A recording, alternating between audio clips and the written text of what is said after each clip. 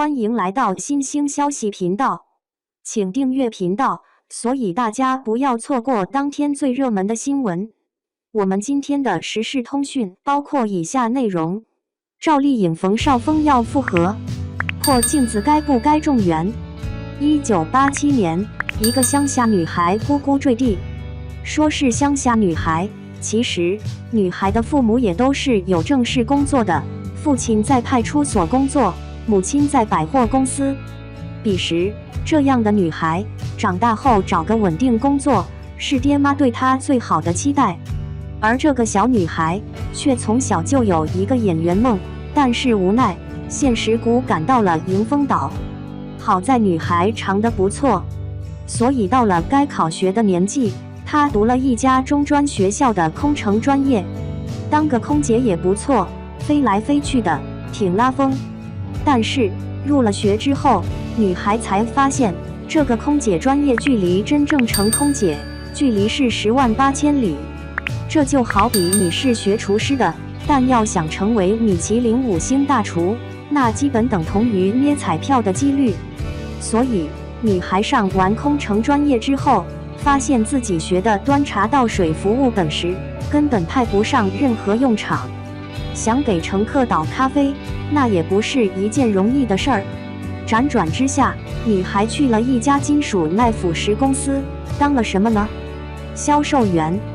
一个学飞机的去了耐腐蚀公司，可以想象这差距有多大。不得不说，这样的工作在女孩爸妈看来也是相当失败的，因为父母是事业单位的人，总想着孩子有个稳定的工作。可是无奈能力有限，工作这事儿他们还真帮不上女儿什么。那时候搞销售必须的喝酒出差，一个女孩子家天天除了坐车就是应酬，当爹妈的操碎了心，赶紧找个不出差的活儿。这是女孩爸妈对女孩所有的期待。然而谁也想不到的事儿发生了，15年后，他们的女儿竟然成为风靡华夏的一线艺人，她便是如今的赵丽颖。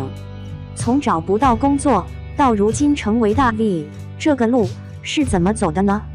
不放弃梦想，总有云开的一天。不光父母觉得赵丽颖不能这样过了，就连她自己也觉得这样不行。赵丽颖有一个独特的优势，能歌善舞，形象好。这时候她想到了选秀这条路。终于2006年，一个看似不是机会的机会被赵丽颖抓住了。句号，杭州有个雅虎搜星比赛，赵丽颖看见了，想去试试。小姑娘坐车从廊坊来到杭州，一出场，评委们就惊叹了。从小的天赋外加学空乘时候的底子，赵丽颖竟然凭借着初生牛犊不怕虎的闯劲儿，一下子拿下了组冠军，正式进入娱乐圈。可见宗盛大哥那句话咋说的？人生没有白走的路，每一步都算数。所以别以为当不上空姐，学空乘就没用。什么时候有用，连你自己都未必知道。跑龙套是赵丽颖进演艺圈的标配。彼时大咖冯绍峰差距太大，慢慢赶集。同样的小青年，起点未必相同。在赵丽颖跑龙套的剧组里，有个年轻主角小生叫冯绍峰。这位小冯是大城市的人，而且是大城市的超级有钱人。冯绍峰的母亲喜爱文艺，他4岁就开始了艺术之路，从小拉小提琴、做演讲、演话剧，他样样插得精熟。等到16岁时，多才多艺的他被保送到了上海戏剧学院。等到赵丽颖见到冯绍峰时，冯绍峰已经凭借《镜花水月》等剧成名。2008年，冯绍峰和赵丽颖在《夫妻一场》剧组相遇了。不过冯绍峰出演男主，赵丽颖跑龙套，想交流也不可能。那时冯绍峰是光芒万丈的男主，赵丽颖是18线开外的小艺人。谁也不会想到他们两个会真的夫妻一场。但是风水轮流转，10年河东10年河西。3年后的2011年，赵丽颖竟然凭借轻而易脚，一举名声鹊起，然后俩人并肩而立。再然后，冯绍峰已经没有赵丽颖名气大了，但是这并不影响双方放出爱情的电压。几年后，俩人官宣，俺俩真的成了如假包换的两口子了。生下孩子后，双方和平分手，一个是逆袭的奋斗女青年，一个是天生在蜜罐里的小生。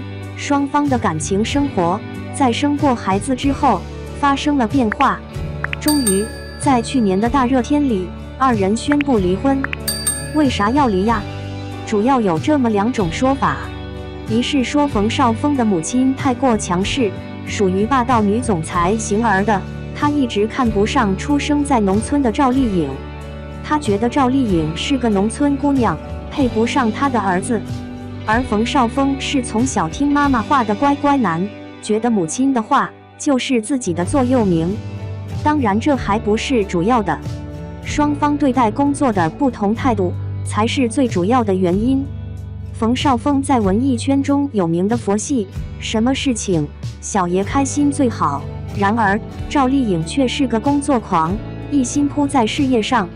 没办法，不努力哪来的成功呢？反正是两人自去年夏天分手后，至今再也没有任何交往。搭桥人来了，双方能否破镜重圆？搭桥人是谁呢？电影公司外加李冰冰。话说一家电影公司正在筹备一部新电影，原来定的男女主是冯绍峰和李冰冰，但李冰冰看了剧本后说，这个角色并不适合她，适合谁呢？